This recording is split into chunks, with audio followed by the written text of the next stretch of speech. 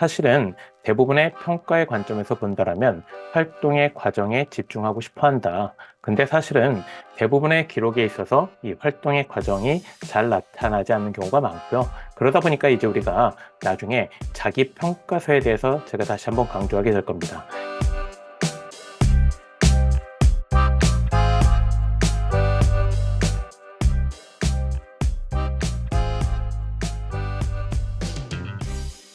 학생의 성장이 드러날 수 있다면, 그래서 사실은 기본 단순히 결과값, 어려운 것을 탐구했다라는 것보다는요, 학생 자체가 이러한 과정을 통해서 어떠한 부분이 좋아졌는지, 이러한 부분이 정확하게 드러나는 게 제일 중요하고요. 자, 물론 조금 더 구체적으로 학생의 성장이란 과연 무엇일까에 대해서 생각해 보면 가장 쉽게는 인식의 전환이나 관점의 변화, 이런 것들을 볼 수 있습니다. 그래서 인식의 전환이라는 것은 기존에 내가 가지고 있던 생각을 바꿀 수 있는 내용이 있었는지, 또는 관점의 변화라는 것들은 결국 어떠한 생명과학 현상을 물리학이나 화학을 통해서 설명할 수 있는지, 이러한 내용들이 되겠고요.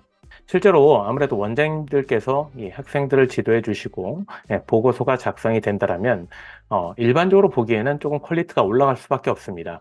그러다 보면 학교에서는 이거 아무래도 학생이 했다기보다는 누가 만들어준 것 같은데 라고 생각할 수도 있고요. 그런데 그때 과정에 대한 기록이 명확하게 된다면 이러한 부분들이 상당 부분 받아들여질 수 있다라는 것도 제가 경험을 통해서 배운 것이고요. 그래서 원장님들께서 학생들을 지도하실 때에도 이러한 과정 자체의 기록물들도 꼼꼼히 기록을 해서 교과 선생님한테 제출할 수 있도록 지도해 주신다면 훨씬 더 좋은 결과물을 만들어낼 수 있다라는 것이고요.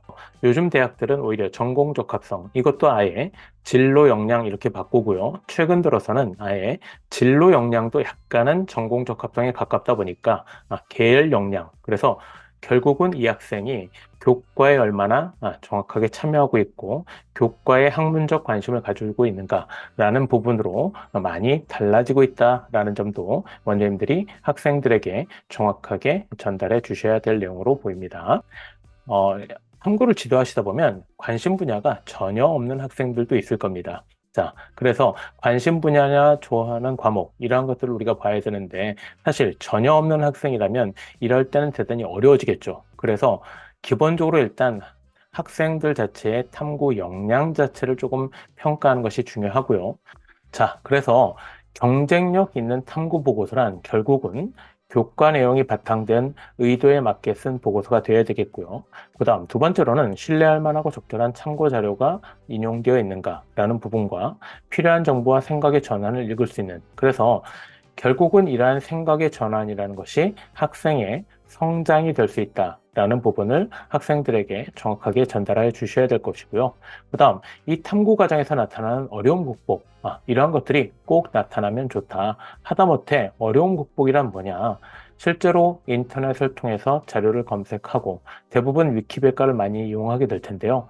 때로는 이 위키백과에 나온 내용조차도 오류된 내용들이 꽤 있기 때문에 이러한 부분들을 우리가 극복하기 위해서 도서 자료를 참고하고 논문 자료로도 좀 찾아보고 교과서를 참고함으로써 이러한 차이점에 대해서 이해할 수 있었고 이러한 문제점을 극복할 수 있었다.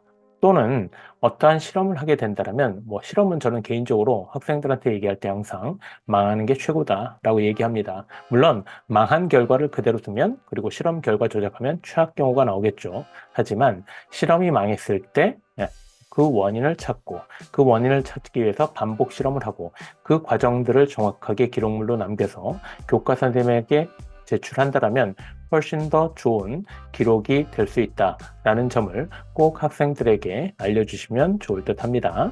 특히 5초 만에 끝내는 엑셀 수식 작성, 그래서 이러한 것들을 조금 더 조업을 하면 이제 우리가 엑셀 작성이나 이런 부분, 또는 PPT를 학생들이 나중에 구성한다라고 했을 때요, 기본적인 제목과 내용들을 입력한 다음에 그걸 바탕으로 몇 분 동안, 10분 동안 발표할 PPT 내용을 요약해줘. 그러면 이러한 부분도 정확하게 만들어주기 때문에 그런 걸 활용한다면 우리가 발표 학습에 있어서도 대단히 요긴하게 활용할 수 있다라는 것들을 학생들에게 알려주시면 됩니다. 자, 근데 이런 식으로 우리가 키워드를 통해서 검색하다 보면 결국 똑같은 결과물이 나오지 않을까라고 걱정하실 텐데요. 그래서 제가 동일한 제목으로 또다시 한번 입력을 해서 찾아봤습니다.